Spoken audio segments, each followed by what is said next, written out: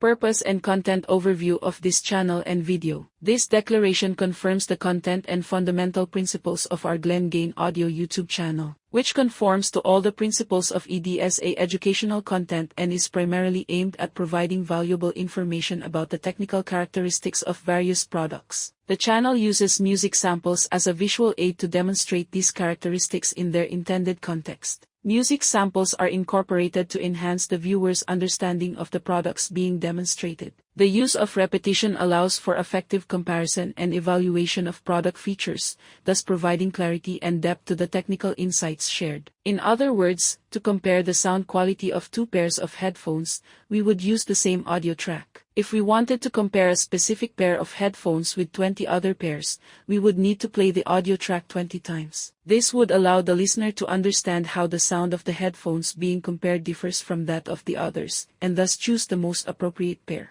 What the user will see when starting any video, two pairs of headphones will alternate on the video, and the soundtrack of each of these headphones will be recorded. That is, the sound recorded in the video being played is recorded from headphones through specialized devices, and the video shows exactly the headphones from which the sound is being played. For more information on the Declaration of GGA Audio channel content, follow the link in the description of this video.